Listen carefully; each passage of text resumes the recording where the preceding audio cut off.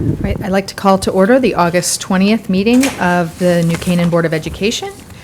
In front of you, you have the minutes from our July 16th meeting, and when you've had a chance to take a look at those, if I could get a motion to approve those minutes. Tom? Second? Sherry? All those in favor? And abstention? Yep. Sorry. Yep. Okay, great, thank you. Moving on to review and approval of the minutes. We have one addition to the minute. agenda. Of the agenda. Sorry, review and approval of the agenda. We have one addition to tonight's agenda. Dr. Lutzy, if you want to, we're going to add a discussion of the cafeteria. Yes, given all that's happened this past week, if the board agrees, Dr. Keating, Mr. Cass, and I would just like a couple of minutes to share with the board just a brief timeline of different things that have occurred along the way, and just an opportunity to answer any questions from the board as well. Do I have, and I guess we'll put that in front of the enrollment and staffing update? Sure. Okay. So if I could get a motion to amend tonight's agenda to add that. Sherry, second. Hazel, all those in favor? Unanimous. And if I could get a motion to approve the agenda as amended. Jen, second. Penny, all those in favor? It's unanimous. Thank you. Okay, moving on to comments from the public. To ensure the public's right to be heard, the board has set aside time during the meeting for public comments. 2 minutes will be allotted to each speaker and a maximum of 15 minutes to each subject. Do I have anyone wishing to address the board this evening? Yes, thank you. If you could just say your name and come to the mic. My name is Meena Naji. I'm the one who wrote that article in the New Canaan Advertiser. I'm also a trauma therapist, and I have worked in institutions before in my life. Can you put the mic towards your mouth? And I'm very concerned about how institutions protect themselves. And I also can tell you that trauma passes from generation to generation. And I just ask you for your sensitivity, that the police should never be involved, that we can never have incarceration records for these children. I have been a parent in this school, and I know what I have also gone through. And I am begging you for the lives of future generations. That's the only reason I'm here. Thank you. Thank you. Okay. Is there anyone else wishing to address the board this evening? Seeing none, we will move on to reports and recognition and a cafeteria update with Dr. Lutzy and other administrators. Thank you. And thank you again for making the adjustment to the agenda. So we thought that it would be helpful for us to give a brief overview of the timeline, given the events of this past week, because I think it's very important to note that although the arrest warrants were issued and the press release came out on Monday, this actually has been ongoing throughout the course of last year for the investigation, and even some other actions and steps that we took as a district prior to that, which led to us learning what we did learn in order to turn that over to the police for their investigation to occur. Just in general, I want to share that whenever something like this happens, it's difficult for a district, difficult for professionals, difficult for all of us, and we feel betrayed by what the allegations that we have. We've been talking to each other and sharing that it's what happens afterwards that really counts. And I'm very proud to say everyone involved with this on the district side has done their work with the utmost integrity, courage, and a belief that if we continue to honestly and truthfully move forward through whatever comes our way, that we will be doing the best service to the district, best service to all of our staff, all of our families, and most importantly, every single one of the children that come to school.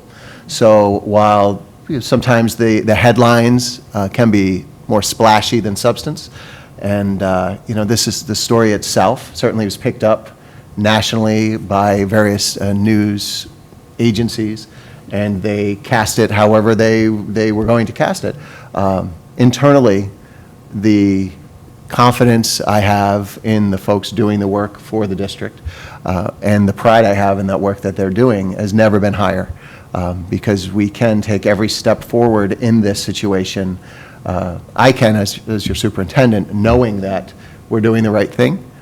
We're being as thorough and complete as we possibly can. We are cooperating with the New Canaan Police Department at every turn. And I want to also just take a brief moment to commend them for the thorough investigation that they undertook. They really worked very carefully and thoughtfully, without a rush to judgment, to put together and execute their investigation. And as you can see in the warrants, the amount of information that came forward really shows that. So the partnership with the New Canaan Police has been very important in this, and the certainly support, and I use the word courage intentionally, because bringing something like this forward as we did in December, as you'll see in the timeline, isn't easy, but we know is the right thing to do. And so we'll move into, if you will, Dr. Keating, the timeline of sort of what led us to be where we are today. All right, thank you. It might sound odd, but I am actually glad to be given this presentation tonight. It's been a long road, and I think we're really at a place where we can disclose information that we've been working on for quite some time. This deals with the timeline. That's what I'm going to provide you tonight, with a timeline of how we really analyze the cash handling policies and procedures for the food service department, which ultimately identified fraud within the department. And when I say process, it is a process. It doesn't happen overnight. It takes a lot of careful, thoughtful, very practical steps to get to where we are today. Just to go through the timeline, Dr. Lutze became your superintendent, I think, on July 1st, 2014. While 4 years sounds like a long time ago, in our world it's not. There has been a lot going on in that period of time. Shortly after he was hired, he learned that his interim business manager, director of finance and operations, planned to permanently retire at the end of June of 2015. And I was hired through a hiring process in March, I think it was, of 2015. I began my work here on July 1st of 2015, but prior to starting here, Brian and I had met several times to really talk about my entrance plan into the district. And one of those pieces was reviewing the internal and external management reports. I'm sorry, you all have a timeline in front of you, if you want to follow. You should have it right under your agenda. Thank you. Forgot to mention that. So this is not just a story here, but at any rate, we did talk a lot about the things that were on our plate, including building projects, audits, state reporting, getting the schools up for the start of the year. But he wanted me to be fully aware of the internal and external management letters, where the auditors come in and they basically examine the internal controls associated with the transactions, the business transactions that are processed by the district, and really assess their effectiveness and their conformance with generally accepted accounting principles. That's basically what it was. And there were several of those audits preceding my arrival here, and I was very aware of them, and I was confident that we could take care of the issues that were in the reports. They weren't anything I hadn't seen in one form or another in my past. And so I started on July 1st. When I started here, the budget director had left the district on June 30th of 2015, so I had a vacancy there going through the summer of trying to close out the books. So I took a lot of that on my own shoulders, which actually turned out to be a good thing because I learned a lot about the district by doing that. And we also identified a reconciliation problem, as you may recall, that needed to be resolved. And that was kind of fundamental to a lot of the issues that we had to resolve in the internal controls. On August 24th, I did replace that budget director with Tracy Haberman. You all know Tracy. Tracy and I had worked together in a previous district for many years. And one of the pieces of Tracy's background was 6 years of experience doing the accounting work for the food service department in that district. And so she really knew food services as well as anybody, much better than I.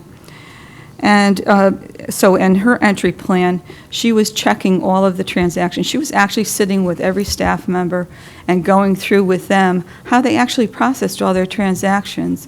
And then with her lens of knowledge and experience of how things should be done, she was noting the areas that we needed to look at. And in the beginning of November, she came into my office and she said that she had just sat with the staff accountant to look at the food service reconciliation for cash. And she learned that they did not align with generally accepted accounting principles and practices.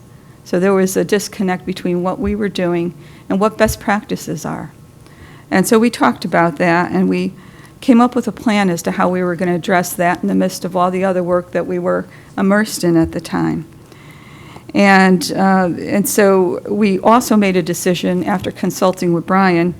And Brian and I might say Brian has always been 100% supportive of this entire process, thoughtful in terms of thinking through things, but always supportive and never, ever an obstacle to anything.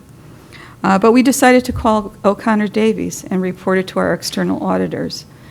I felt strongly about it. It was a significant enough issue that it should be reported on the books that they were auditing, and I just ethically felt that we had to do that, so we did that. And then Tracy began a process of collecting data. In the interim there, though, O'Connor Davies made the decision to take the information that we provided them with and put it in the management letter as a significant deficiency. So a significant deficiency is one step under a material weakness in the world of accounting. And it was significant because there was a possibility based on the practice that a fraud could be committed. And so that's why they wrote it that way. Tracy immediately got on in the month of November. She spent about 4 months researching and really conducting a fact-finding mission, so to speak. In the meantime, to try to deal with the issue on a very short-term basis, she put a manual system in place, paper system, paper trail, and trained the staff on how to use it. And then she started the process of meeting with people. We had a lot of meetings in the months of between, I want to say, December and February, the beginning of March. And we gathered all the pertinent information that we needed to. And we came to the conclusion, 2 conclusions. One of the conclusions is, which I stated before, was that we needed to rewrite the policies and procedures to conform with generally accepted accounting principles and practices. And that would take an effort to do that. Our current policy and procedures are about 15 pages long, and we've vetted them out over a good year and a half. So it's not an easy or a simple process to go to, because you have to really conform to your own systems. And then the other thing was that the POS system, the point of sale system, was outdated. So it was about 8 years old, if I recall correctly.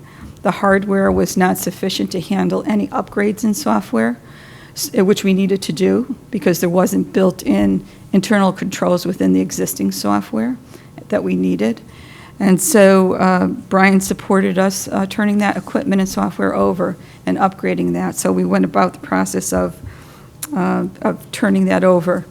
We ordered the equipment, and it was delivered in that summer. In the meantime, there was another major change that we encountered in the business office. The staff accountant resigned in February, took another job.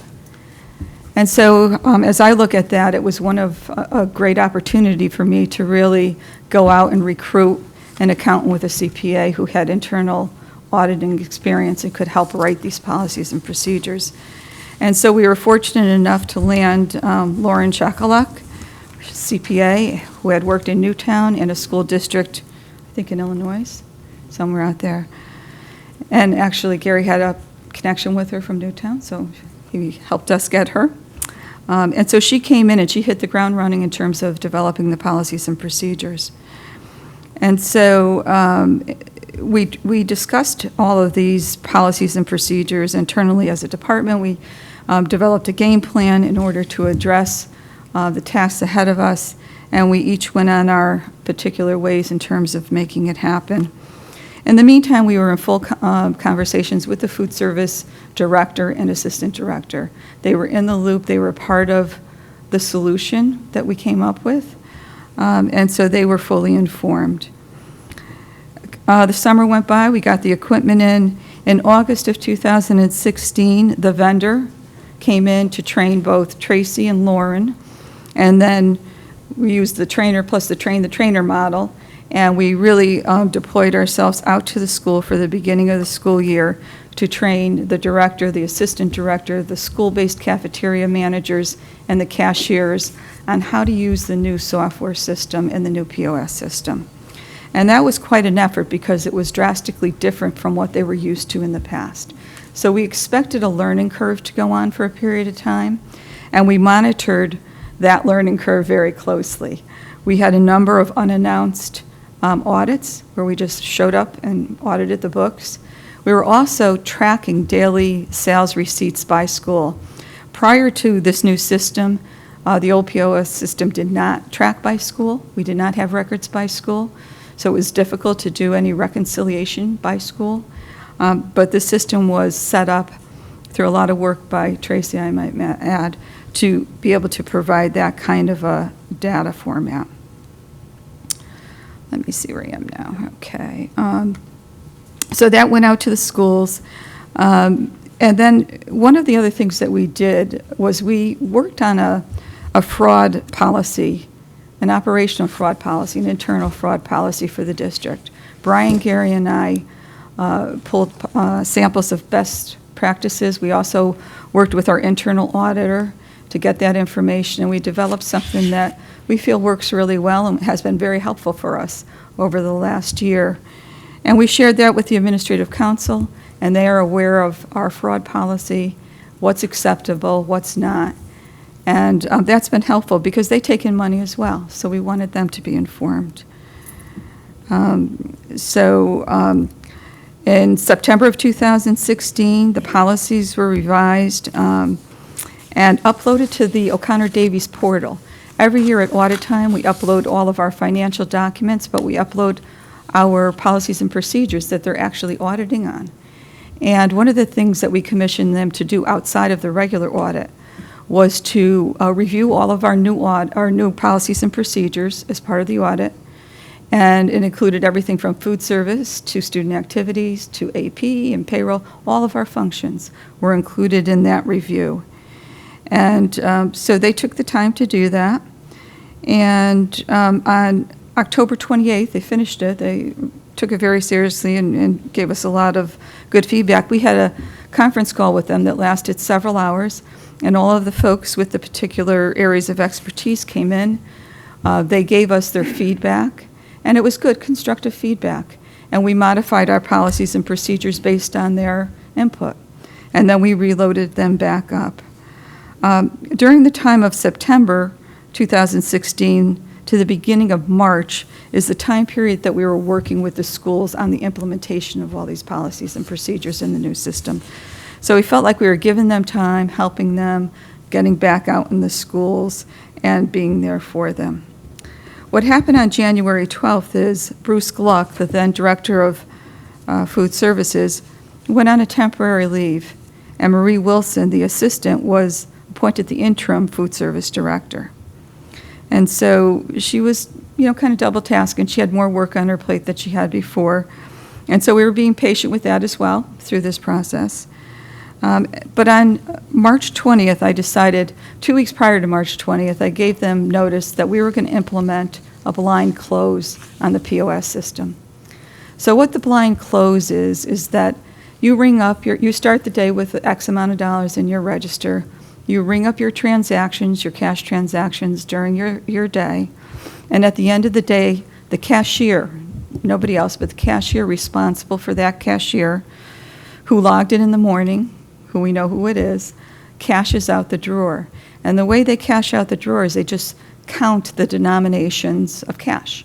And they record that on their deposit slip, and they record that in the system. It does not total in the system for them. It just is automatically recorded. And on the back end in the business office, where we only have access to that, we receive the amount for that deposit slip. We know what it is based on what they inputted. And what we do is we compare that to what was actually deposited into the bank statement, the cash account, on their cash deposits. And so that is a very clean, good way to have an internal control over the cash. And as we did that, it took a while for the high school to catch on to how to do that. Their procedures were trying to catch up, and we had noticed that after the implementation of the blind close at the high school at that time, there were some issues. So on April 25th, about a month later, we gave them a month, we went and we conducted an unannounced audit. Myself, Tracy, and Lauren showed up at the high school for the unannounced audit. And we identified 7, what we thought were pretty considerable findings in terms of the nonconformance with the procedures. And so one of them really dealt with the end balance at the day for one cashier. So when we got back to the office, we debriefed a bit about that, and we decided that Lauren would go back with Tracy the next morning and review all the transactions that were from the previous day and determine whether or not they carried over, because if you're short in a drawer at the end of one day, you're going to be short at the beginning of the next day, right? So when we started to do that, we found that somehow the cash was up to what it should have been. So that was kind of a flag for us. So on our radar screen really was, the high school. We had gone a couple of weeks later to Saks and the other schools, and we only had 3 minor findings between all of the other 4 schools. So there's no flag with those schools. We get to the last day of school on June 19th. We have our plan in place for the summer. Bruce Gluck ends up resigning. His last day was June 30th.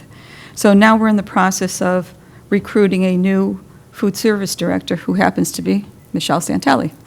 We're fortunate to get Michelle. Michelle's done an amazing job this past year under difficult circumstances at time, I might add. So in reviewing the whole year that we had just gone through, we went through a pretty extensive year with the food services. We really decided that we were going to focus on the high school post-blind close with the start of the new year. And what we had to do is we had to collect data, daily deposits from previous years by date, and start comparing them to the new collections for the new year. And when we started to do that, we started to see the discrepancies. And we were focused, like I said, in on the high school at that time. When Michelle came on, she was fully trained by Tracy and Lauren. Oh, I'm off. There you go. I'm on now. Okay, keep going. Okay. I didn't hit anything, I promise. Okay. So where was I? Okay. So Michelle was trained by both Tracy and Lauren in terms of the procedures. And so she started the school year completely understanding what was expected in terms of cash management procedures. The first day of school was on August 30th. On September 12th, Marie Wilson went out on a temporary leave. And so as we looked at the deposits moving forward, we continued to look at building, some data on that process. Okay. Am I okay? Okay. Building data on that process, but it was still early in the data collection process. On November 7th, I got a call from Michelle, November 7th, 2017.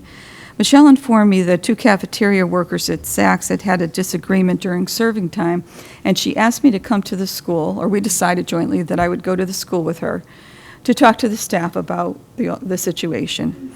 And while we were there, the next day we went, actually, I decided to give each of the members of the staff my business card, and I asked them to give me a call if they wanted to talk privately about anything. And on November 14th, I received an email at 7 o'clock at night from one of the workers asking to see me. And so the next day, on the 15th of November, both Michelle and I met with this person, and she described a number of things that were happening in the cafeteria. The most significant was information, very, very detailed information about highly questionable cash handling procedures at Saks Middle School. And so she attributed those procedures to the manager, Joanne Pasquarelli. The next day, on the 16th, Gary Cass and I met with Joanne to inform her of the information we were provided with, and we put her on administrative leave pending our internal investigation into the accusations. And Gary and I spent several weeks basically from the 17th of November to December 12th. There was a lot of work that was done in those few weeks, and we did have Thanksgiving in between there, into the allegations. We interviewed all of the Saks staff employees, which were over 10 people at Saks, comprehensive interviews. I had a list of questions that I wanted answered, and they were answered. We did a historical analysis. We started to build that data file and the daily cash deposits, comparing pre-blind close to post-blind close, and we were starting to see some very significant trends in that data. Marie Wilson's last day of employment with us was 12/4 of 2017. We finalized our investigation, our internal investigation, on 12/12/2017. I will add that we did conduct our investigation with the assistance of board counsel. We did communicate with her frequently throughout this process to ensure that we were not doing anything that we shouldn't have been, that we were not misstepping. And so we finalized the investigation. Brian was in the loop throughout the investigation. He was fully aware of what was going on. The findings were compelling, and on the 14th of December was Joanne's last day, Joanne Pasquarelli's last day with the New Canaan Public Schools. On 12/19, both Brian and I met with Chief Leon Krolikowski, and we disclosed all of the information to him. And we met with him for quite a while. He had some very good probing questions.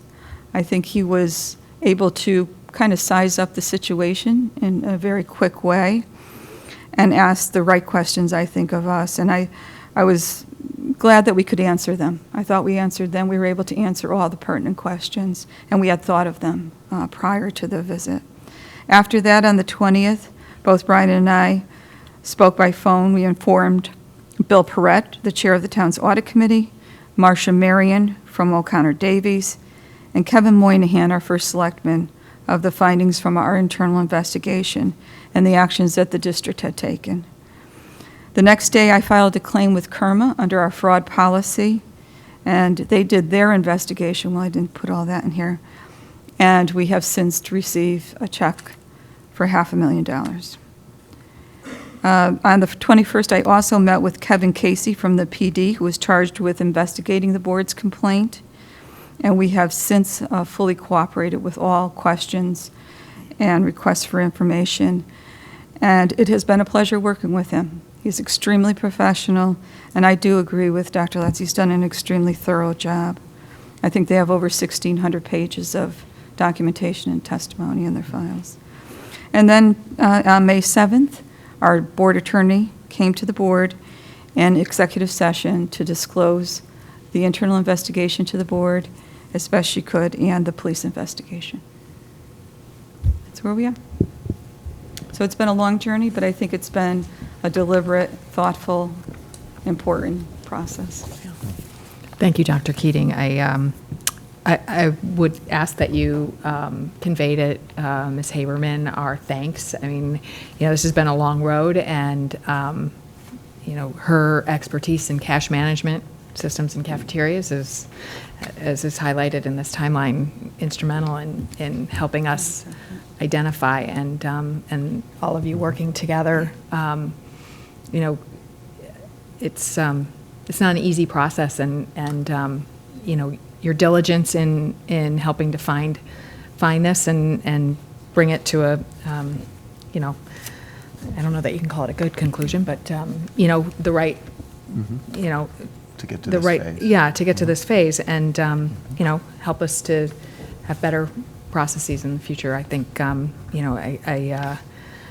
of us are happy about this happening, but I think the board, the administrative staff did all the right things along the way to help us, find this out and move us forward in a better direction. And so thank you. I would like to say, I think I've been remiss in not recognizing my staff for the outstanding work they have done throughout this.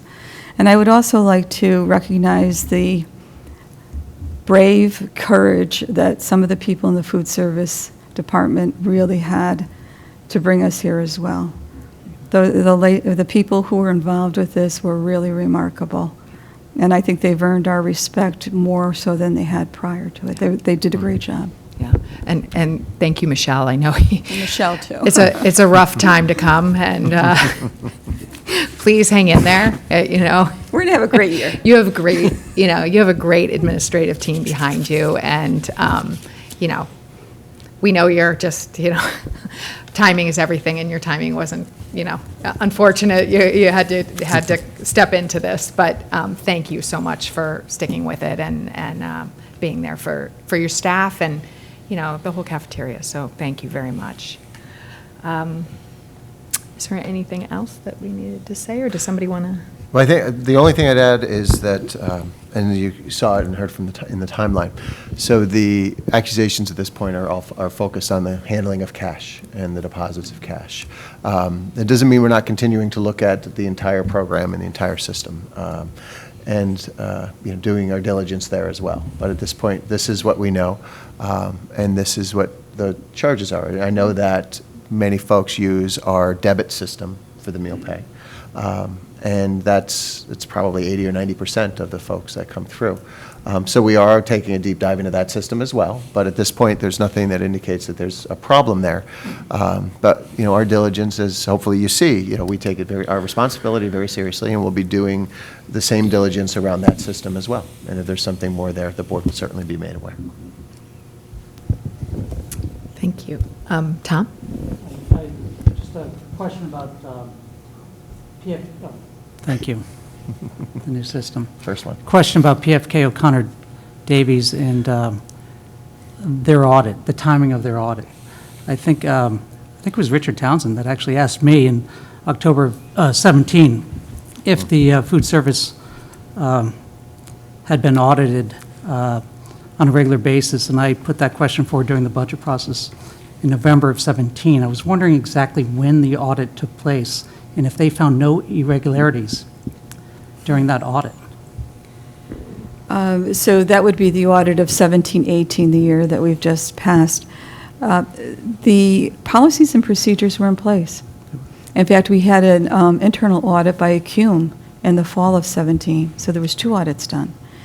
So they did audit, and there was conformance with the policies and procedures, but they understood they were new, first year of implementation, and that there were variances as a result of a possible learning curve. So I think they did do their due diligence as an auditing firm.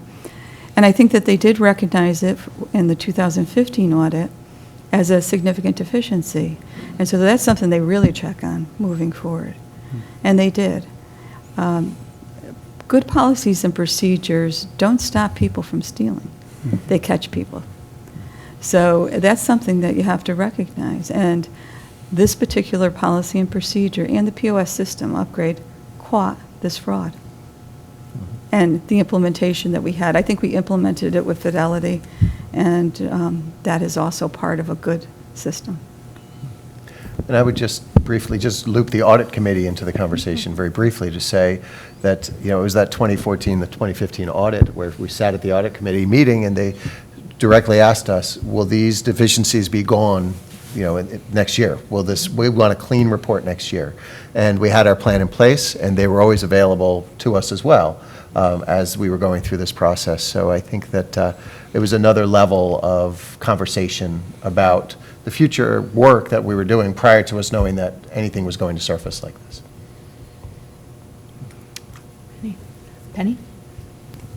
I just wanted to commend you, Joanne, and your department, and Dr. Lutzi for supporting you in your diligence in following this through, in getting the right policies and procedures there, doing it methodically, and also for creating the atmosphere of trust in the district, so that that employee that came forward felt that they could do so, and that they would be listened to and treated with confidentiality. And looking at this, it seems like that was a key place where you were able to uncover the full extent of what was going on.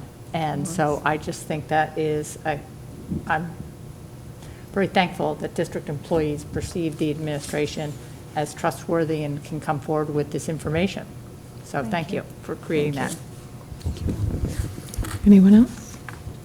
Sherry? So I just think it's worth also chiming in and to say thank you. We're so grateful for your expertise, and Michelle, we're so fortunate to have the caliber of you and your team to be able to follow this one through. I think you've kind of, this timeline is amazing, the detail, but just one more opportunity, because there unfortunately is some misinformation in the public in terms of the fact that this is focused on cash handling fraud, which is part of an enterprise fund separate from our operating budget.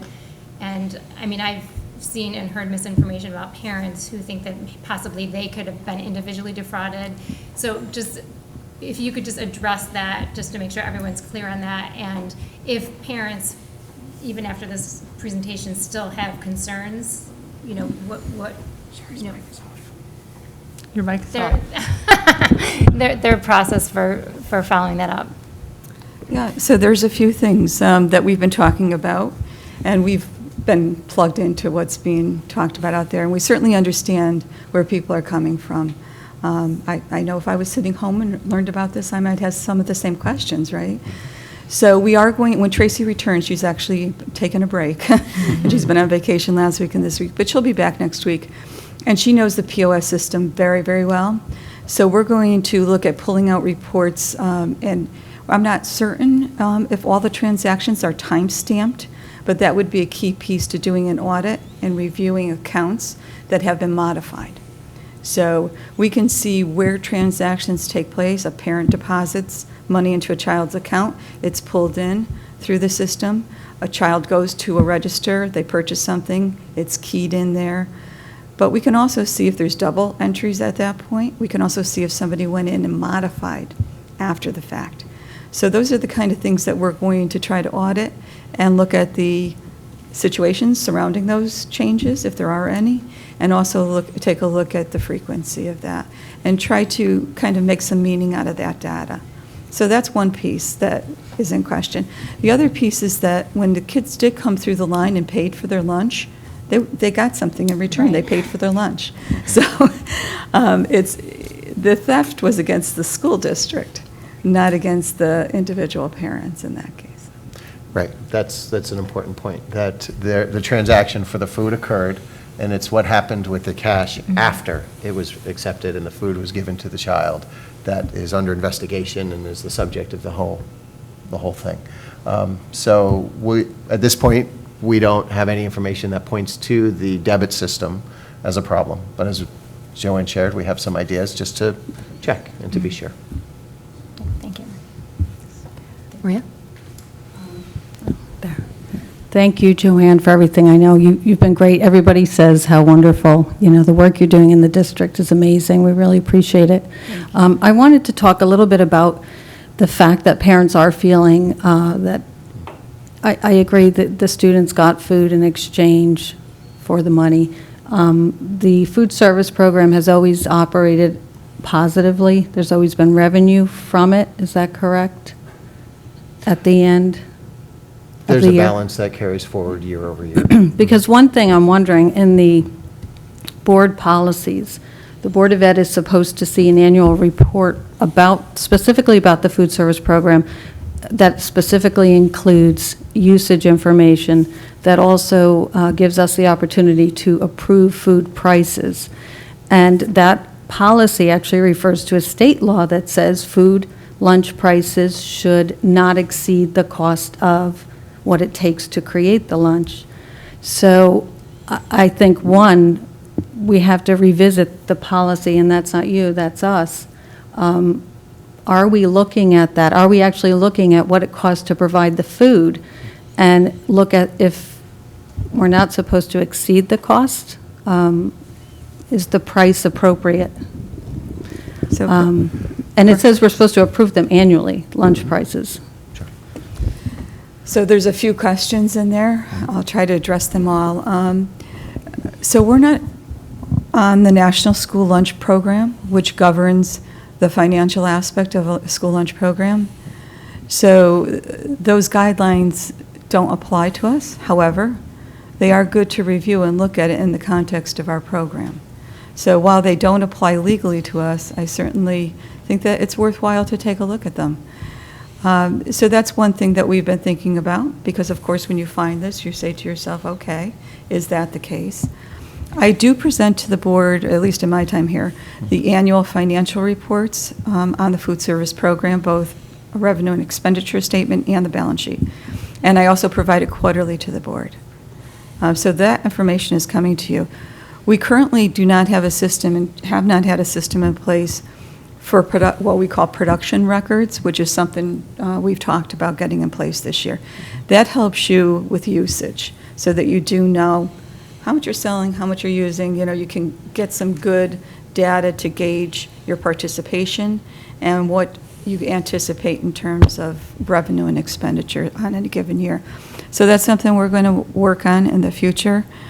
And your last question was? Approving lunch. I approving mean, if it's in our prices. Approving policy, prices. possibly, I mean, I go to the policy to see what it is we should be doing. So approving lunch prices annually would actually shine light on a lot of things, right? Cost and inventory and usage. Well, up until now, it might not have. However, we have not increased the prices in my entire time here. I don't know if you did it all last year. A la carte might be the one thing, but lunch prices are the same that they've been for at least the 3, going on 4 school years that 7 I've years. been here. 7 years. 7 years for me. 7 years, okay. Yeah. So that's something we need to look at. If we need to bring it back, we will. I think for this year, we don't have enough information to just start changing prices. I think that's something we need to study this year. So we've talked about not recommending that for this particular year, but we certainly should. Now, one thing you should be aware of is that while the district is showing within the cafeteria fund, you know, $100,000, give or take, the last few years as profit, the town, through its internal services fund, does pay for health insurance for our staff. So that's about 300 and change for that. So that kind of, when we report it out to the state, we're actually showing a loss in the program because of that particular situation. So we may have some changes in terms of what we fund. And, I think it's also important to note that some of that balance is used to reinvest in the program. So, you know, if we have an oven that breaks down or a refrigerator or whatever, that's where that money comes from. That doesn't come from our operating budget. It is a self-contained, outside of the health insurance for the employees, it's a self-contained, program. And then, you know, I think, you know, it's a fair point. We're, as you know, because we're going to be reviewing one set of policies tonight. We are, you know, the governance committee, Tom and myself, and, you know, we're working through these, you know, in order and, you know, getting to them. So, you know, we'll get to those policies as, you know, in due course. So, you know, but there's a lot of policies, so we have to we can only do so many at a time. We're not picking and choosing. We're just kind of going in order that CABE has worked with us to help update policies. So, but it is happening, as you'll see tonight. And a question that I think is a logical question that I've been asked is, well, if this was happening through the years, have we been overcharged for our food? Right. Because if this is what's happening. And as we've looked at it and I've thought about it, I think it's not that students have been overcharged for the food so much as we've been underinvesting in the program. With the, you know, as Deanna mentioned, sort of turning over the ovens, buying new equipment, keeping things newer, the refrigeration, different pieces to it. I see as we look across that these funds most likely would have been reinvested into that program for the students, which, and you know, we haven't been able to do that because of the shortage there. But I don't feel that our prices are out of line if we look across the region and look at other costs for students in cafeterias. It does seem to be consistent, you know, across. So And, I mean, this is a little bit getting off on a tangent, but I used to be on a committee that looked at the food service, and there are a few members of the administration were on it, and, we looking at the National School Lunch Program. It was when Nancy Harris was the Director of Finance and Operations for the district, and she looked at it seriously, and we reviewed it, and it was deemed that, the quality that we can provide for our students, was far superior to what we would be able to provide in a national school lunch program environment. So we looked at it from a price perspective and trying to reduce costs and help, make the program more profitable and be able to reinvest more. So it does get looked at. I don't want people to think that we haven't been looking at it, so. Any other questions or comments? Okay. All right. So moving on. Or is there anyone else that doing it? Okay. All right. So moving on to the enrollment and staffing update with Mr. Cass. Thank you so much. So at your places, I left two enrollment sheets. The one on top is the New Canaan Public Schools enrollment, where we listed the enrollment as of today. So the way that I always look at these, if school started tomorrow, we would have 4,171 students. I gave you this chart to kind of look at where we are currently. You see the enrollment at East, South, and West, and you see also that the total enrollment is fewer students than the projection, fewer students than last year. Sachs is up slightly, the high school is down slightly. So overall, we are decreasing enrollment in certain areas, but particularly what's evident is a reduction of students in kindergarten.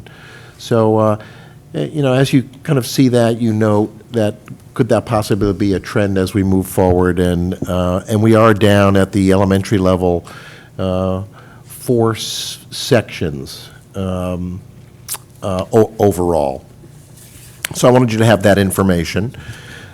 The second sheet, I know the board is always interested in our elementary class size guidelines, so guidelines at all levels, but particularly at elementary, and I wanted to provide you with the latest numbers of the total number of sections, the average class size in each school and each grade level. So I provided this for you to show us that that if school started tomorrow, that currently we are well within the guidelines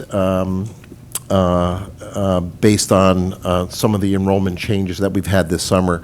We've been following enrollment very diligently over the course of the summer. In fact, as enrollment issues came up where class sections needed to be shifted, in June, late June, we added a section at West School. In July, we added a section in second grade at South School. And just recently, the kindergarten numbers at West School were hovering slightly above the class guidelines. We added a section in kindergarten at West School. So this is something that, it's always a moving target in terms of enrollment. We wanted to be able to stay it, and I'm absolutely very pleased to share with you tonight that we are well within class guidelines as we enter the year. You all know this is a moving target. There's still another week and a half before school starts. People are still moving in. We will continue to monitor our numbers, and it looks like we have numbers in a place where we can still absorb some children at different grade levels, and so I think we're off to a good place at this point before school begins. Questions about enrollment? Just to briefly jump in, and glad to answer any questions. First, of course, to say thank you to Gary, to Jill, to our elementary principals, who it seems to me that they've been meeting every other day all summer long, to have some of these hard conversations. And the numbers that we have, because it's so important for them to be as accurate as possible, they come from hours of phone calls, reaching out to people, tracking them down to get verbal commitments, to get the paper. You know, it all begins if they request information on our website, but that simple request doesn't actually put them into the numbers, right? They have to really bring that paperwork in, so thanks to Laura Walsh, the data team, but really it's Gary and Jill and those elementary principals who are on top of this all the time. I also want to just share that we have and certainly going to this year, fewer retirees than we've had in recent years. We have our new teacher orientation beginning tomorrow, and where we have had 40, 50 new teachers coming on board for the orientation, starting tomorrow, we're below 20 young teachers coming in. A little above 20. Are we now a little above 20? Well, hey, things change quickly around here. Okay, well, you got to keep up, you know. I had lunch today, so I missed something. So we're around 20, but still that puts us about half or below where we have been trending the last couple of years. So where we anticipate savings and retirement lines and things, that might not come together, may not present itself in the way that we had anticipated back as we built the budget back in December, January, February. So, you know, as we've looked at the numbers, it's also, when you look at it and do the math, you know, we mentioned the West Kindergarten, and that was a decision that was literally just made last week.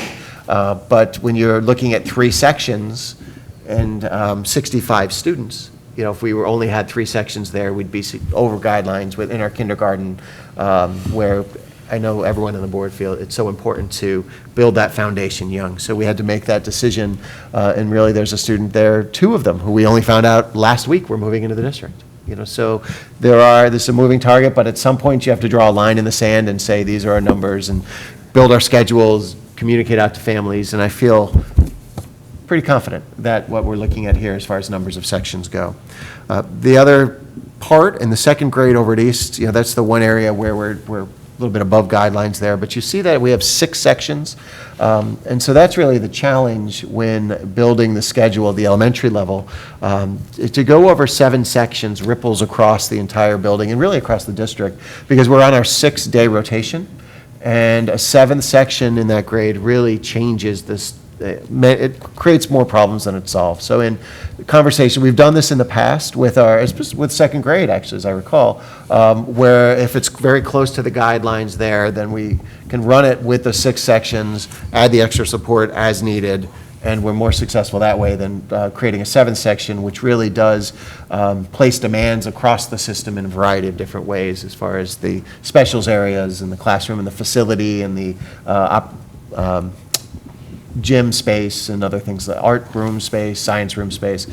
So the decision was made by the principal with you know, Jill's, Gary's, my support, to run the 6 sections with just a couple of them slightly over. Okay. Does anyone have any questions? Sherry? So, good work, Gary.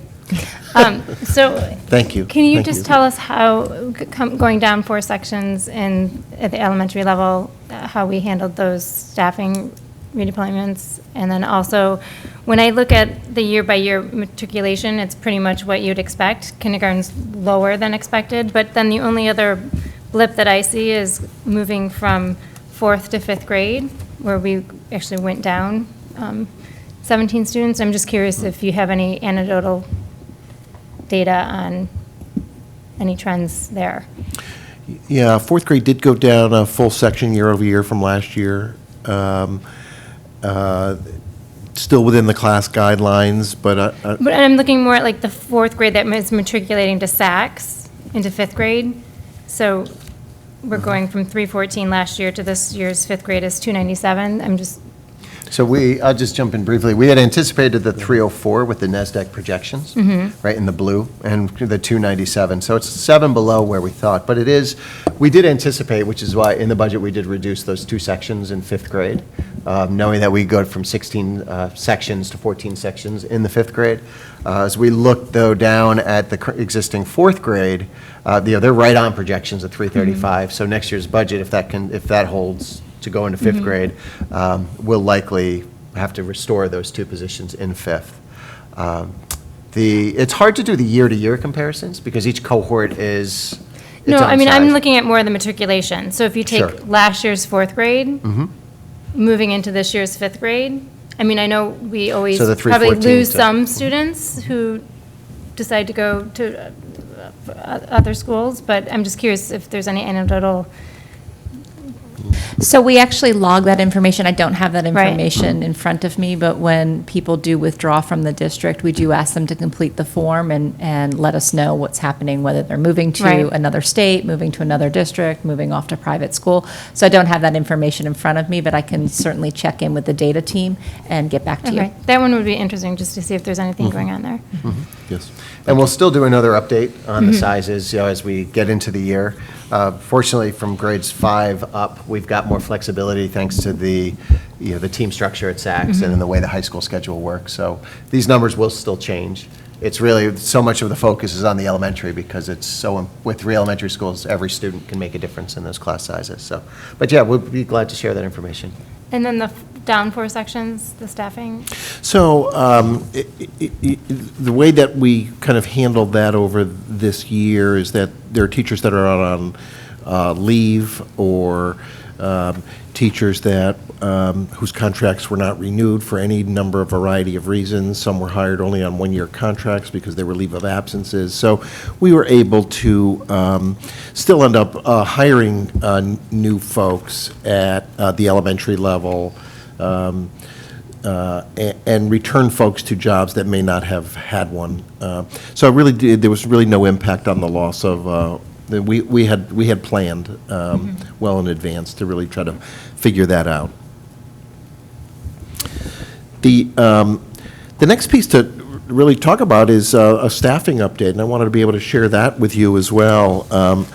Our administrators have had a very busy summer. So overall, school started tomorrow, 40 hires to date, 40, 22 of which are teachers. So, we've hired teachers in special ed, classroom, 3 7th grade math teachers, physical education teacher, earth science, Spanish. So a total of 17 teachers that were hired, and 5 of which are long-term subs that will begin our school year at the beginning of the year. So a total of 22 hires for certified staff. We've also got 18 non-certified staff that have been hired to date, including a campus monitor, a secretary in the Human Resources Office, teacher assistants. We hired a plumber, a sound and light technician, and a custodian. So that's where we are now. I will tell you that we still have vacancies that I know our administrators are very busy trying to fill. Looks like several teacher openings are still vacant, but our administrators are working pretty diligently so that we will have a full complement of teachers when school starts. So it's a very busy time, I will have to say. There are also vacancies that still exist for teacher assistants within the district, and so I know administrators are busy working on filling those last final openings. And Brian mentioned really exciting time for us here in the district too as well. We always look forward to our new teacher induction. That begins tomorrow. It runs Tuesday, Wednesday, and Thursday this week. Certainly you're all invited. I see Ms. Carlson on the agenda for the board, so thank you for doing that. We really appreciate that. And we will do some introductions tomorrow, do some warm-up activities. We'll hear from parents tomorrow, from the board chair, from Dr. Lutzy, and then we run a program that really looks at a variety of activities that we want to orient our new staff with, things like a safe, positive school environment. We share about our crisis plan. We talk, Dr. Carenti talks about curriculum and instruction and the teacher evaluation plan. Lizette is going to review ELL strategies with our staff, and the entire special ed department and administrators really talk about the nuts and bolts of special education. We'll also have information on technology that we'll provide to our new staff tomorrow, and Then they return to their building on day 2 of the training. That's Wednesday afternoon, to have orientation specifically in their school with their administrators. And Thursday, they work with our teachers, new teachers to the district, work with the departments, and the coordinators to orient them to curriculum and all aspects of teaching. So we've got a really thoughtful, well-planned program. It always goes very, very well, and we're looking forward to welcoming these new staff members to the district. Thank you, Gary. Any other, Penny? So, Gary, I just remember last summer we lost a couple of teachers that we liked very much to competing districts, pretty much over salary considerations. And I was wondering if we had had any similar issues this year that we as a Board of Ed should look at and know about if our salaries, to determine if our salaries are competitive enough. We have had some teachers leave late this summer. It was not salary related, as far as I can tell. So I do know folks left. One teacher we had in our district, she left. She wanted to return to her former district. She's been here 2 or 3 years, felt she wanted to return. Not that there was anything wrong here, it was that that's what she decided to do. It was not a salary consideration. There were a few others that have left the district to go to other districts, but I know for a fact it wasn't really salary related. Okay. Other questions? Okay, thank you, Gary. All right. Moving on, we are on the action item section of the agenda, and the first item is our approval of the canine search policy as a second read. Dr. Welty, I think we had some. We had a couple of adjustments to this, and then a comment or two, and look forward to the discussion. Okay. On the handout, you'll see a few handwritten spots. I'll hit those spots, and then we can talk about it in general.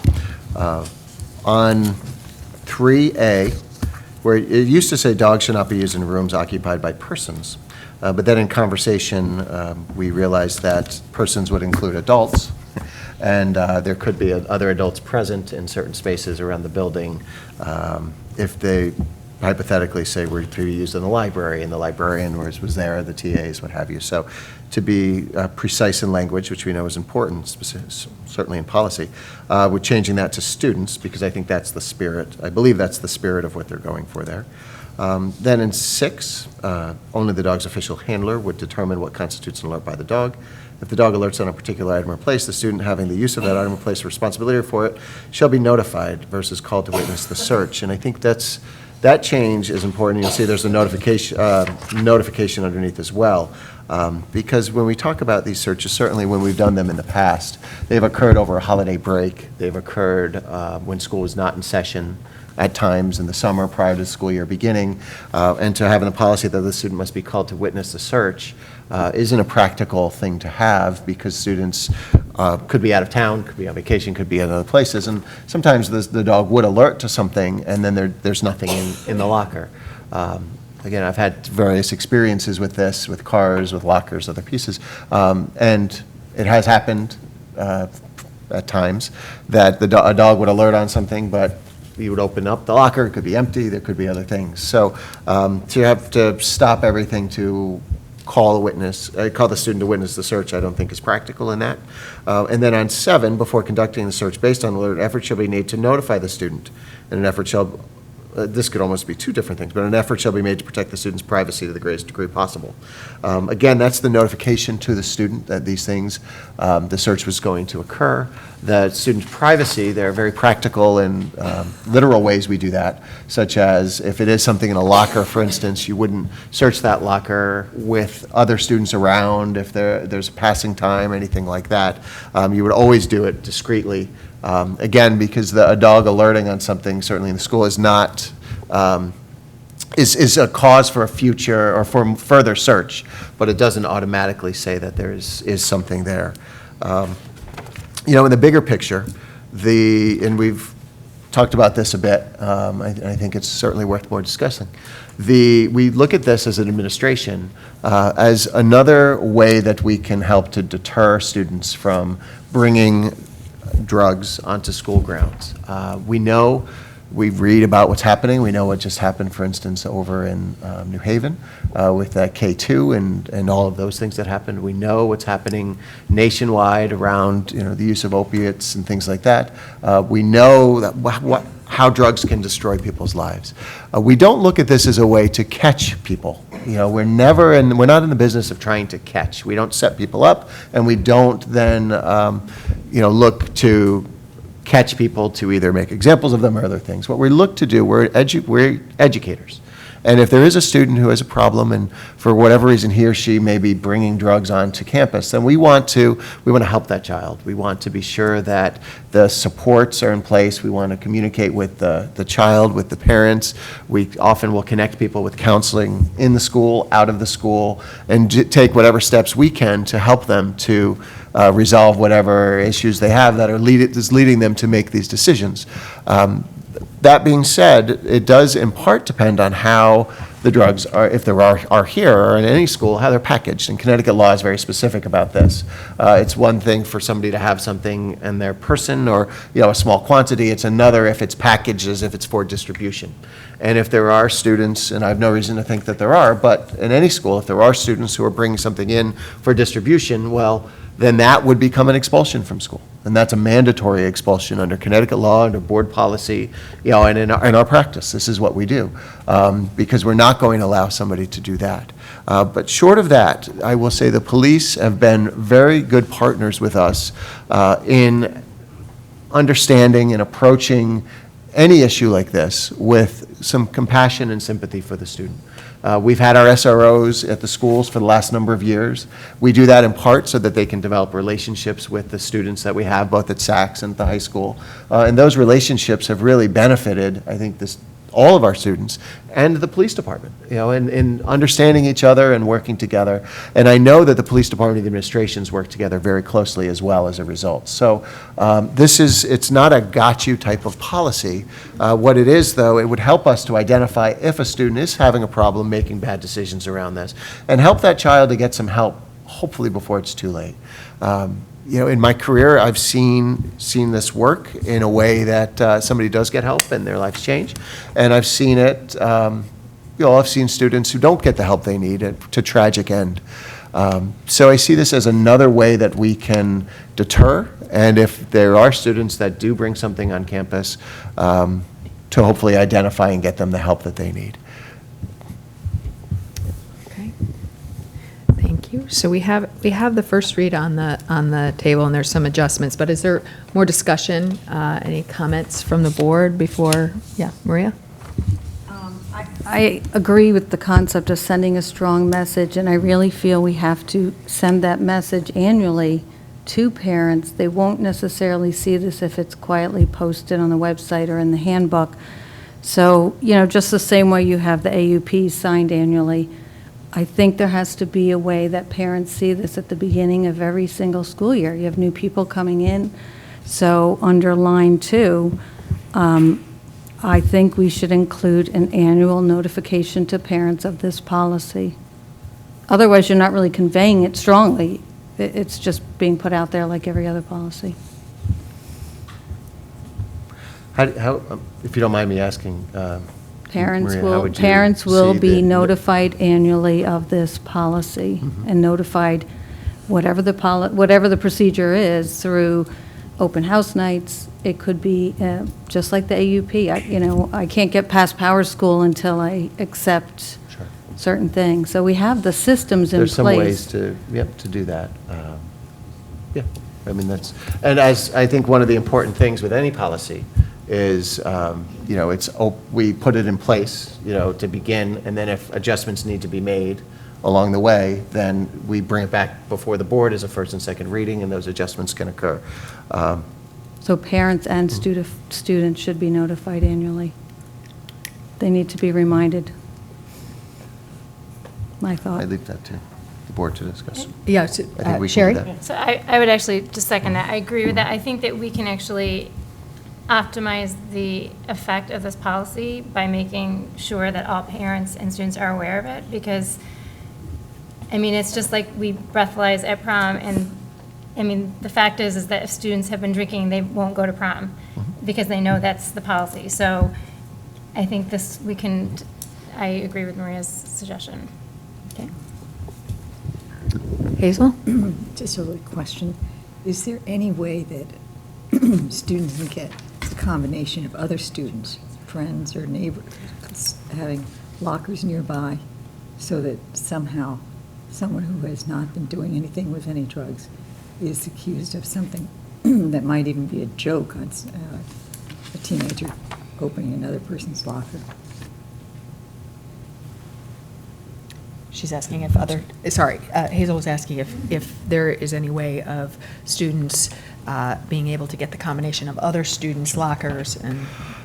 Ultimately, and we tell our students this, that they are responsible for the contents of their lockers. There's no way to be sure that that students can't get each other's combinations.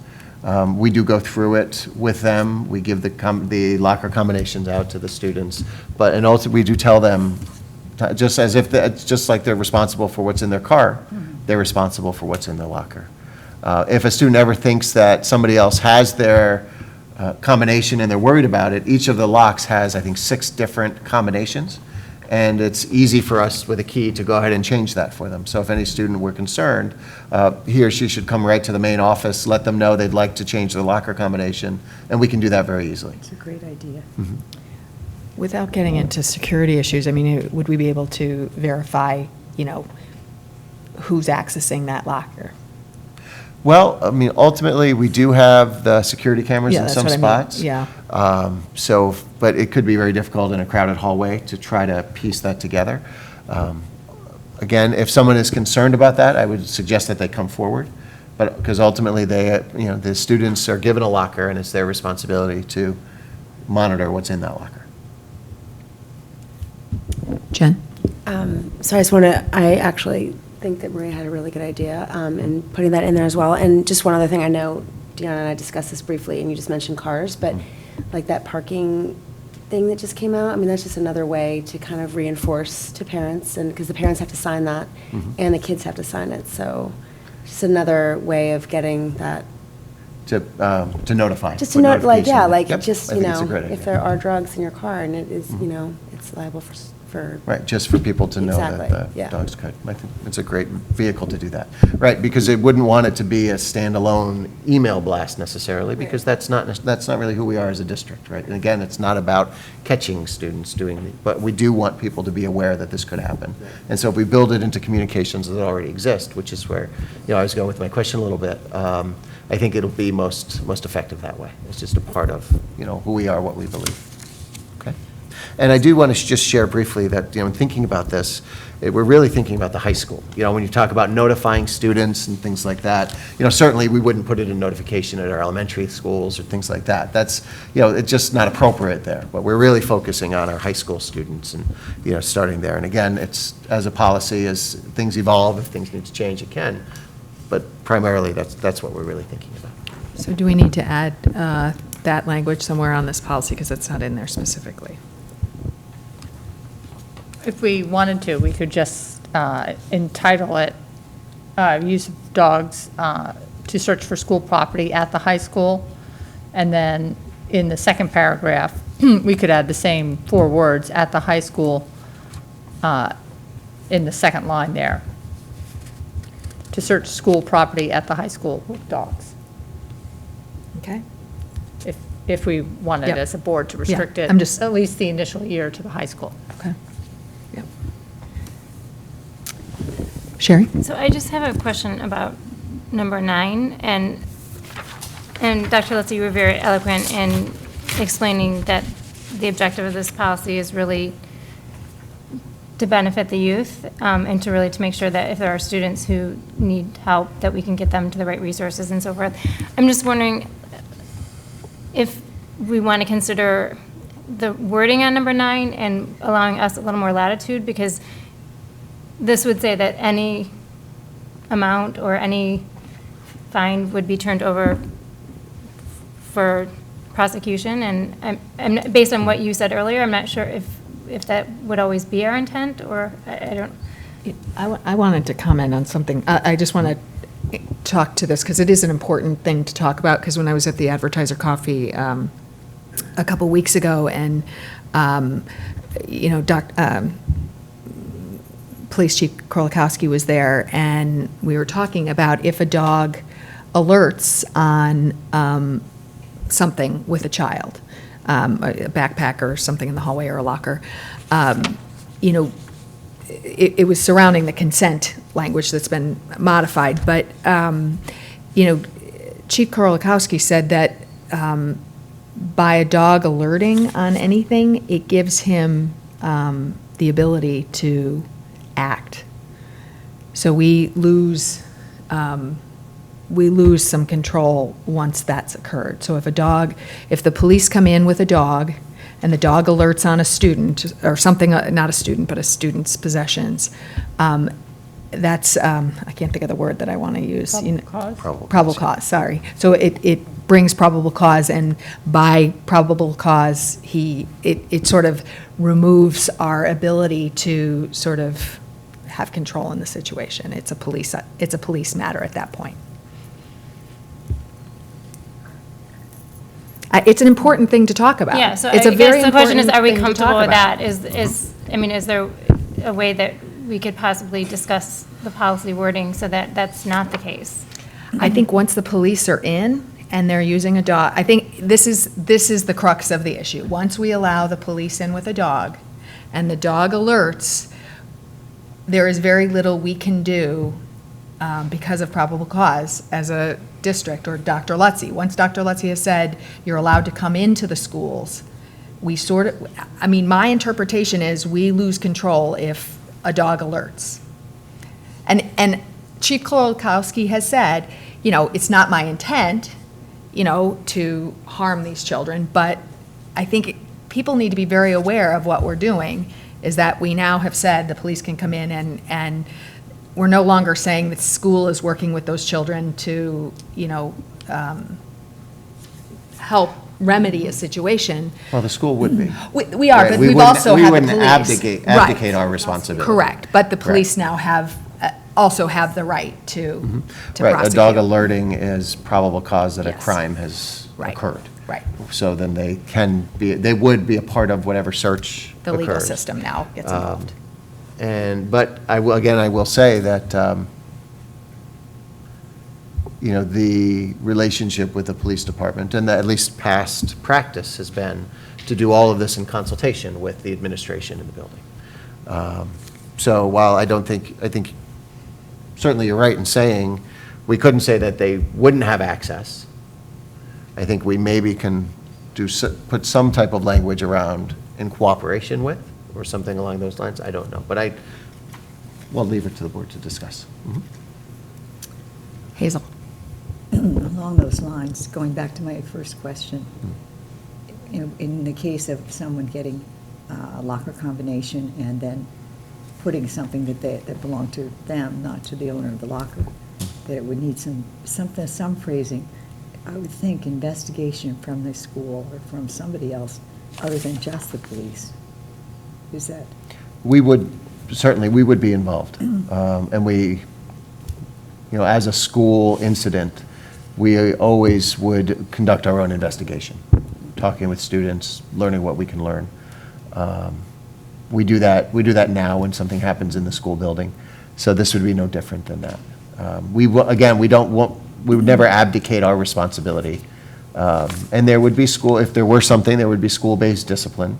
But however, what we do now, for instance, if a student is suspended for something along these lines, we shorten the sentence based on counseling, and the student availing himself or herself of counseling services in or out of the school, because that's ultimately our goal, is to change behavior so that, it doesn't repeat itself. So we would continue doing those same things. Jen? So I'm not Penny, I'm not the lawyer, but would you be able to say, like, law enforcement agencies in conjunction with administration will be given co-authorization to investigate, or could you say anything like that? I don't think it helps you.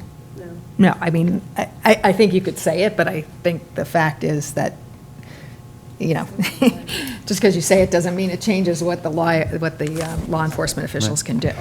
I think it does give the policy teeth. Well, it also may put parents and students on appropriate notice as to what will happen.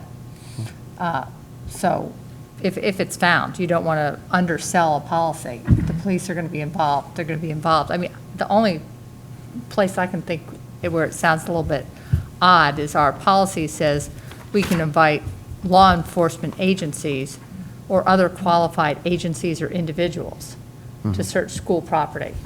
So I don't know if we are intending, if we want the other agencies or individuals, then you seem to be saying if they find something, we will then give law enforcement the authority to, who might not be present if we're not using law enforcement for the search. But I'm not quite sure what to make of that. I think that language is there in part because a town traditionally could have a dog who could perform this task, but one dog can't do an entire building. And if it was going to try, it could take an entire day. So at least in my experience, when you contact a police department and ask them to do something like this, they would call others who have similarly trained dogs, and then you might have 3, 4, or 5 dogs. So this way you could do it in 15 or 20 minutes, and it's not as much of a disruption to the entire school day. Because again, when a school does this and school is in session, the students do go into lockdown in the rooms. They're separated from the dog and where the dogs are doing their search in order to go through and conduct. So you want it to be as short of a duration as possible. The way to do that is for them to invite other agencies to bring their dogs. Generally, they are law enforcement agencies. You might have from surrounding towns, if they have similarly trained dogs, they would bring them over. But I think that opens up the leeway a little bit there, I believe. Penny? So I guess I had one question then, understanding that there might be several dogs who would be searching at once for that very practical reason. If you look at paragraph 1, it says, "The administration shall authorize the search and the principal or his or her designee shall be present while the search is taking place." So as sort of protection or support for any student whose property might be searched, since we're making efforts to notify them and have them present if that happens, do we need to change any language here to make certain that at the point that search is being done, the administrator is there? Because I'm not sure. I don't This just think says. so, because then what happens is if there was an alert, they stop there at the alert, and they would radio, if somebody wasn't standing right with them, they would radio or call an administrator over who would then come over prior to anything else happening. So again, if a dog were to alert on a locker, and they were in the building, 3 or 4 or however many, and the principal was with a different dog at the time, they would be called on the radio, they would go over to where that search was occurring and then be present and then they'd just be following the policy from there. So I'm just wondering if in paragraph, since that doesn't seem like it's absolutely required, that's what the district would do, but I'm not sure it's absolutely required by the policy. Maybe in paragraph 7, we could say, before conducting a search based on an alert, the effort will be made to notify the student, an effort will be made to protect the student's privacy, and, the school principal or his or her designee shall be present. Sure. Because you can't have the principal present with every dog at 6 different Couldn't places be. in the school. Right. But the assistants could, and they could be spread out. But yeah, I think that's fine. It's important to make it explicit, because that is what practice would be. Right.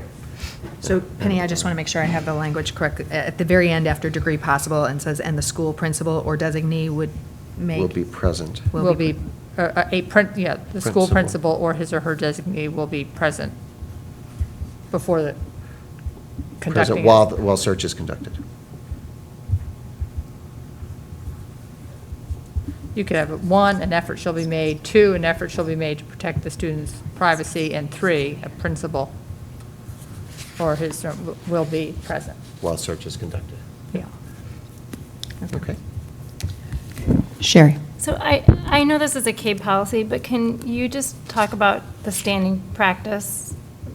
I mean, either in our DIRG or nationwide, how many schools have this type of policy in place? Sure. There was a packet that came around. Let me just see if I have it or not. I must have it somewhere. When we looked around, we found Wilton. We used Wilton's, Greenwich. We looked at Monroe's, Brookfield's, and I believe there were one or two others. Some used the CABE policy, some created their own more general statement and allowed some of the specifics that are here in the policy to really be in procedure. This being as important as it is, felt it was important to bring it all to the board so that we could talk about those specific procedures and, you know, who's present, as we have been. I think that was important. The general practice is, you know, while it can be another deterrent, another tool in that regard, it's not a frequent occurrence in a school system. You know, it's not something that's happening on a quarterly or you know, monthly or whatever basis. You know, it's the kind of the infrequency, but the chance that it could happen, that serves as the deterrent. It is disruptive in a school to do something like this because of the need to put the school into lockdown and do what you have to do. It's more common to do it at during a break, you know, a vacation break, a holiday break, those things. It can happen during the school year. It does also help us so that, you know, for the police to bring the dog on campus, let's say, at the beginning of the day, not to search or anything, but to be there. It's, again, a powerful reminder to students that this could occur, that the search could happen. So it allows us to signal, I think, our values, that we believe in drug-free schools. There's no place in our schools for this, and but it's not a frequent occurrence in schools around us. Those districts that have a policy and that have a police department that they work well with, and they're doing this, you know, they report doing, you know, once or twice a year, perhaps, you know, as they're doing it. So, but it's, again, another tool. So just to paraphrase, would you say some schools are using a policy, or some schools are using drug sniffing dogs as a deterrent? Half of schools, most schools? I'm just trying to get a sense of. I would even go so far as to say, because in the schools that you listed, Wilton is the only DRGA school using this policy. Is that correct? It's the only one that we had a copy from. It doesn't mean the others aren't. I would have to check. It doesn't. I would have to. I would like to, personally, I would like to better understand the frequency of this type of a practice. I mean, this is.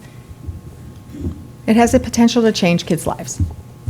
This is it is an important thing. We all agree we want drug-free schools, but I think it is also important to say that, you know, we have hired experts in their field to help deal with kids in crisis, and so, you know, we want to be, we want to do the right thing to keep our schools drug-free, but we also don't want to permanently damage kids that make mistakes.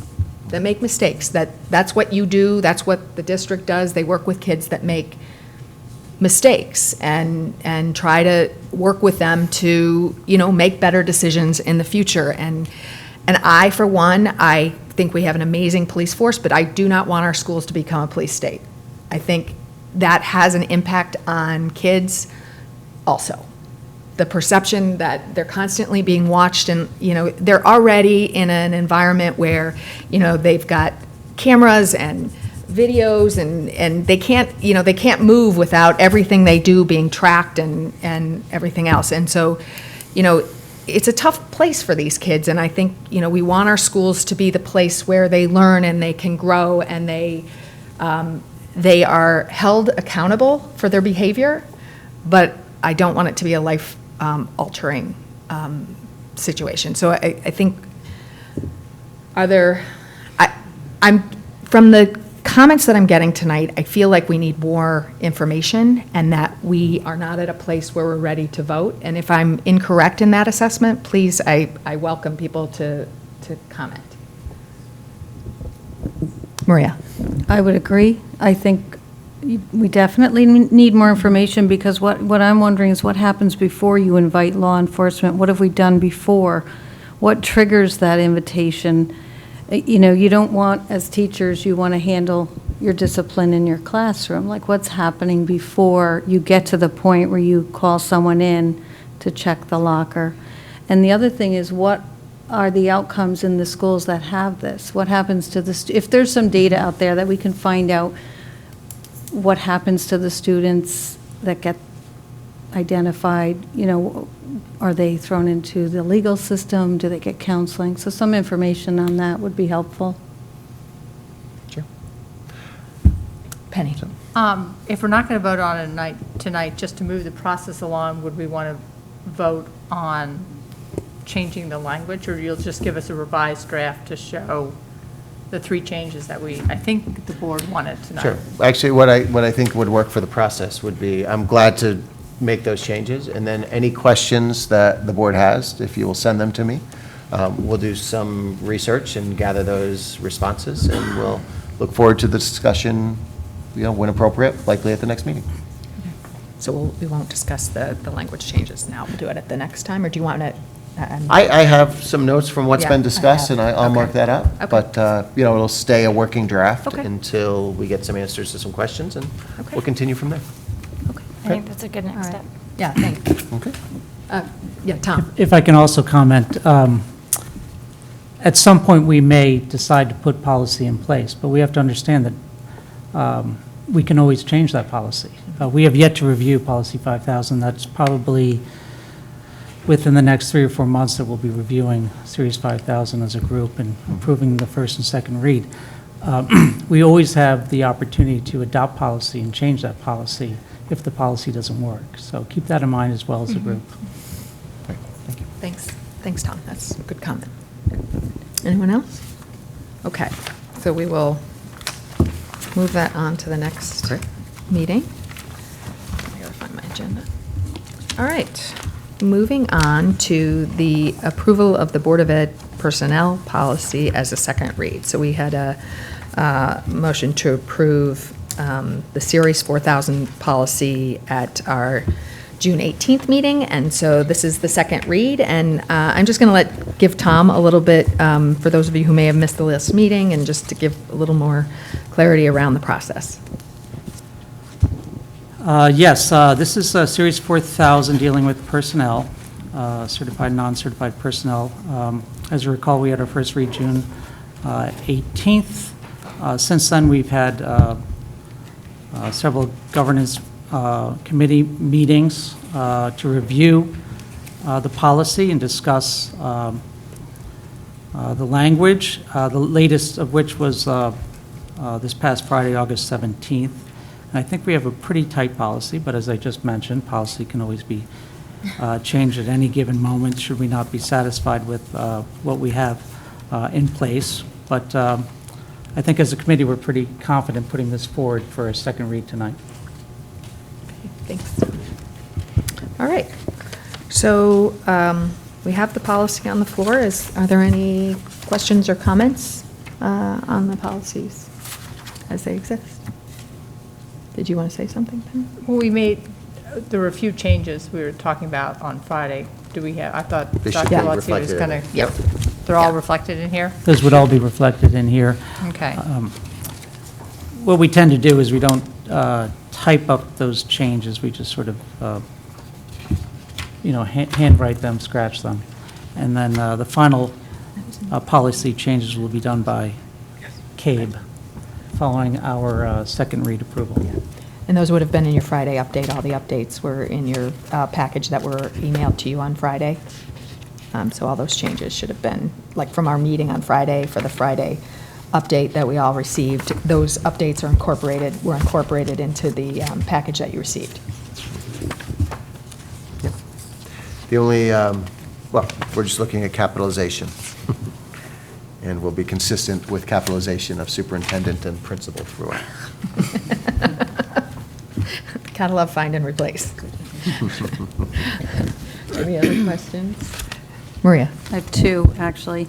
On P4111.4, I think it should remain that the board, first of all, there's very few hires that are principal and above, and I think that we should retain final authority to approve administrative positions reporting to the superintendent, rather than reserving the right in the event of non-action. You know, I think the policies are not just for us, they're for continuity of procedures, and I think there's so few administrative hires that the board actually should retain that right to approve them. I think mean- you answered your own question, though. We do retain that right. We just don't have to do it every. Retain final authority, no, I think we should vote. That's what I think on that. Retain final authority to approve. 411. We're on policy So- 411. So I think 411.4, 1.4. third paragraph. So I think in this, Marie, it's my understanding from how this revised language is that the board is retaining final authority. It's reserving the right, it retains its authority to approve. However, what we're doing is we're clarifying that it's been the practice of the board to delegate this authority to the superintendent in the absence of board action. So in other words, when we have, in my experience in 10 years on the board, when we have one of these significant positions open, the board is always advised. Procedures are followed. There's a search committee. There's generally at least one or two Board of Ed representatives on it. Recommendations are made to the superintendent, who makes the final decision and offer. But the board is aware that the process is moving along. So what our policy is now is we have the right to approve that offer, but we, as a practice, as best practices, we have as a board delegated that to the superintendent. So we wanted, you can disagree, you can say that we should vote on it, but I think the way the policy is written now is we're basically saying this is the way we've been doing it. So we're not changing, this is not giving away any authority that the board currently has. And, you know, I'd like to just add to that, because I'm as a chair, I am fortunate to get on a chairman's email. And so there's, it was just recently, and it's funny that this just came up, but it was just recently that a board member from another district in the state asked about this. And I can tell you, many surrounding districts chimed in and said, no, we do not take a formal vote on those positions unless, you know, there's somebody chooses to raise the issue and want to. And this policy, the way it's written, allows us to do that. So it's actually more, what you're suggesting, Maria, is actually, at least from the emails that I saw, was not standing practice in most districts. There are a few that do it this way, but it is not even a majority of the districts that do it the way you're suggesting. I don't really think the board should delegate something that important. We're not delegating it Well, unless it we says- disagree. We say we reserve the right to, we can retain the right. If we're unhappy, if there's a significant reason, we have the right to bring it before the board for a vote. We're saying, in the absence of that, we're delegating that authority to the superintendent. And you know, so if somebody has a significant issue with a potential hire, they can bring that before for one of those administrative positions. But in the absence of that, we're saying the superintendent has the right to do that, and that's how we've operated. As long as I've been on the board, and I know as long as Hazel and as long as Penny has been on the board, that's how the board has always operated. And so, you know, we're sort of codifying procedure. Our practice, Yes. which is to delegate, which it seems, But we don't give the right away, Maria. I think you're believing that we're giving that right away, and we're not. We're just saying, in the absence of a concern, we're allowing the superintendent to make hiring decisions to move the district forward. And we're always notified in advance of a hire. There is never a situation where we have not been notified about who those potential hires would be. And so there's ample opportunity, if a board member found they knew something about a potential hire and said, oh my gosh, it's a red flag, they could bring it before the board. But in the absence of that, it's, we're giving the superintendent the ability to do that. And, as I always go back to saying, we annually review the superintendent, and so that's our mechanism for, communicating our happiness or displeasure with what the superintendent is doing. It seems it's an after-the-fact control, which, if I listen to Tom, we can still revise this in the future at some point, but now that this is, people will have a chance to read this and see if that's actually a good practice. I don't know that it is. I don't know. I mean, we're all great today, but, who knows 10 years from now, is that a good practice? Does the board want to retain the highest level, should we approve high-level hires? I guess that's the question.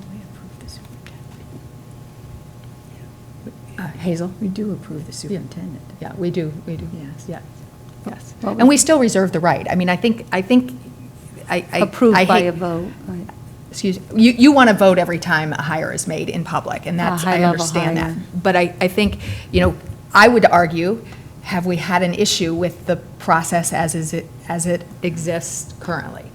I mean, in all the years that I've been in the district, so I would say as long as I've been in the district, not on the board, I haven't. I think it's more Same. about transparency and making that, if this is the mechanism for transparency, if the board votes, everyone has a chance to hear from the constituents any, thoughts and convey them during the board meeting. So it has more to do with that, I think. Hazel? I was just going to say, one other thing about being in the search committees is that it's a really devoted group that meets for hours and hours, days and days, many, many, many candidates going through.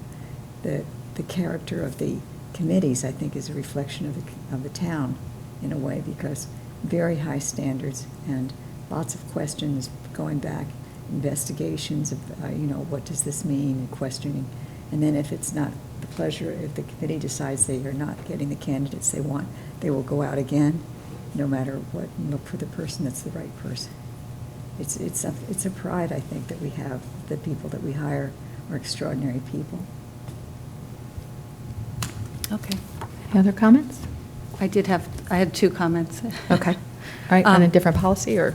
Yeah, this Okay. is the one on the student permission form, grades 8 through 12, access give to us the number? online. The number, 4118.4. Okay.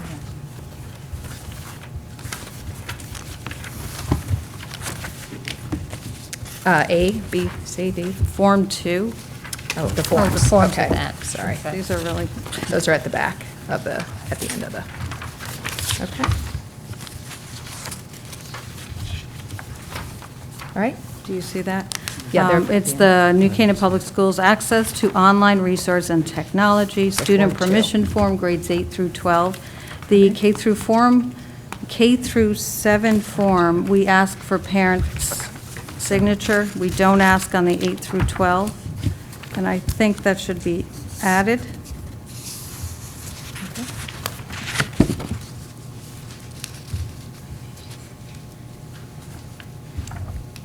is there any, doesn't seem like that seems reasonable. Well, I just would share that this is from the AUP, from the district. Oh, okay. And that's where these forms directly come from. And I believe that this does come from, having been pretty thoroughly reviewed by council, that they looked at it in alignment with the expectations around the data privacy laws. And I haven't looked at it recently, but it was around COPA and FERPA and other laws as they looked at it, and they did say that the K-7 under COPA, I believe it is required for the parent's signature, what have you, but that grades 8 through 12 was not. So the policy was developed, or the forms and the practice was developed around what the requirements were according to law. And Dr. Correnti, if you have anything to add, please feel free.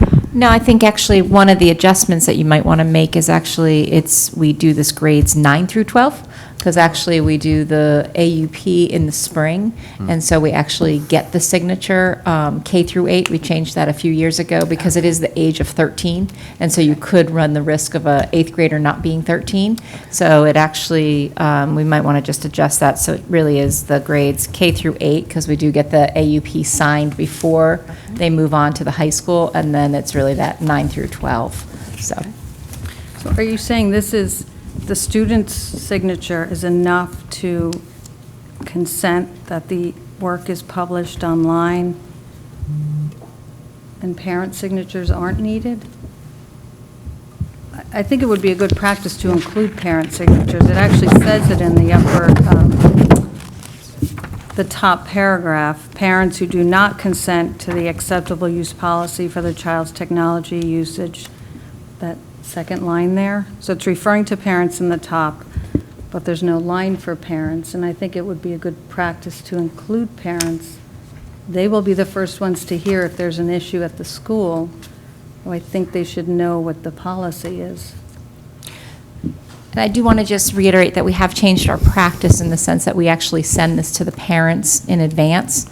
So the parents actually see this notification coming out in advance. They are then told that within the next week or so, we're going to ask the students to sign the acceptable use policy, which gives the parents the option to call the school and to have conversations with the school and also to have conversations with their kids. So that isn't part of the policy, but it is part of our regulations, our administrative regulations that we follow. So we do actually send notification to the parents, let them know the students will be receiving this. It gives them a 2-week window, 3-week window to call the school and ask any questions that they might have. Also gives them an opportunity to have conversations with their students, with their children. Could we not just send them the policy with their student, because they're seeing something different than the actual student policy? They're seeing the whole policy. I can certainly, send you what was sent out in the springtime so that everybody's aware of it, but it does give, there's links all in there of what the policies are. It goes right back to the acceptable use policy. This language is there as well. So they should have everything communicated to them in advance. And we could add that procedure as backup to the policy, absent of the need for signature. Yeah. So that procedure assumes they've read it. Is there any way to put a checkbox, I have read this? Because I know I saw it in Power School, your son will get this. Isn't there a way to just put a checkbox, I have read this too, and I agree? Because if it's FERPA rights, I don't think students can give up their own, the FERPA rights lie with the parents until the student's 18.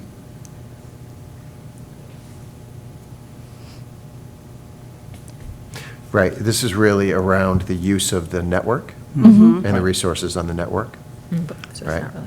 And enrolling then- in online resources.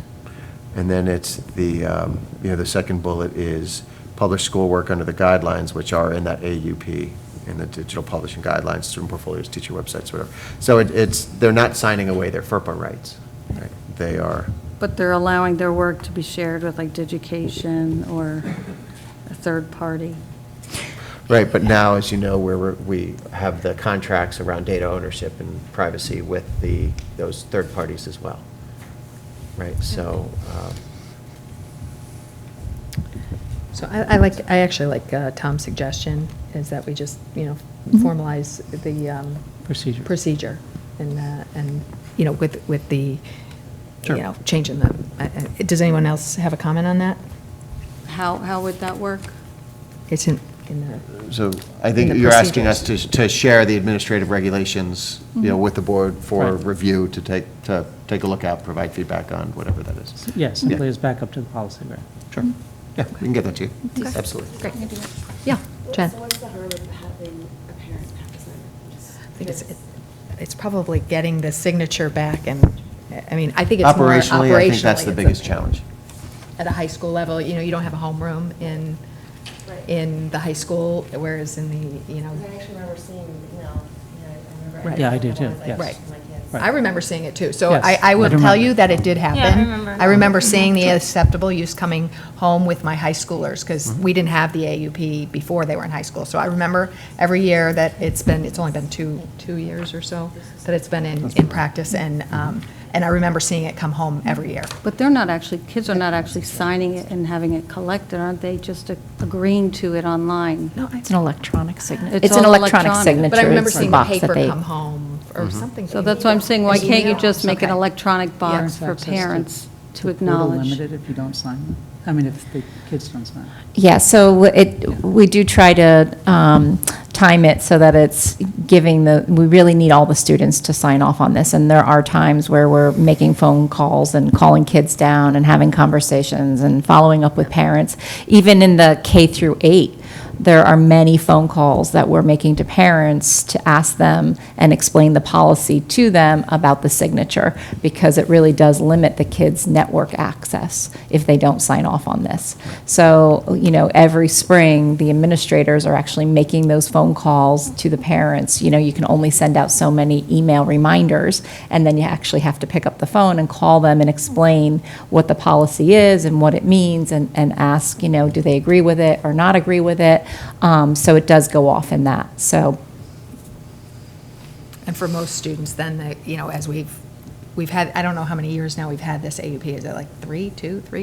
right, so we did adjust because last summer, we actually asked the students to sign off on it before the portal opened with the schedules.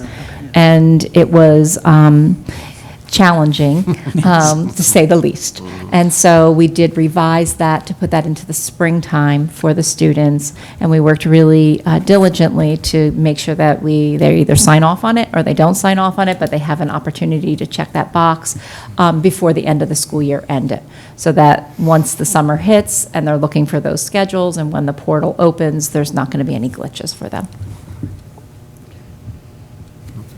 Penny? So as a practical matter, how many parents opt out of this? Last year, we had very few. I would say, maybe 6 across the district total. And, certainly sometimes they opt out of, right now we have clearly defined like our directory information. That's a new piece that we put in. There's a clear definition of what the directory includes. And so that was part of that definition. And then it's really, the publication of pictures and things like that. It's very few, I would have to say, probably about 6 across the district. Any other comments, questions? Okay. All right, so are there any other questions or comments about other policies? So we've, any? Okay, so I guess we need to vote on the amendments that we had since the first read. So you all, I guess there's a number of. Do you want to do it as amended? Yes, I'm just going to do it as amended. Do we have to move to amend tonight to K through 8 and 9 through 12? Yes. that Yeah, as but well. if we do that, yes, yeah, you're right, because. Because the that's other not was a in, that's not in what we were Right, given. right, okay. All right, so could I get a motion to amend 4118.4 Form 1 and 4118.4 Form 2? The language on Form 1 saying grades K through 8, and the language on Form 2 amended to say 9 through 12. Sherry, second. Hazel, all those in favor? It's unanimous. Okay, and then, I guess, we'll say here, if I could get a motion to approve as a second read, the updated and revised Board of Education Series 4000 Policies Personnel as amended and as first moved and seconded by Mr. Hayes and Ms. Hobbs respectively on June 18th, 2018. All those in favor? Any opposed? So we have one opposition. Okay, thank you. All right. Thank you, everybody. So moving on to comments from the public. Are there any additional? Yes. And if you could bring the microphone, Yeah, thank I you. will. I understand that it's well-intended, but at the same time, we're not a police state. That's what defines this country. Why can't you train people within the school to work with the dogs so that there is no police involvement? We keep it within home, if that's what you really want to do. Second thing is, how will you protect the special ed kid that's always subject to being a prey? You can't. And sometimes, even within institutions, the right hand doesn't know what the left hand is doing. And you have to protect each and every child. I just can't emphasize that enough. Thank you. Thank you.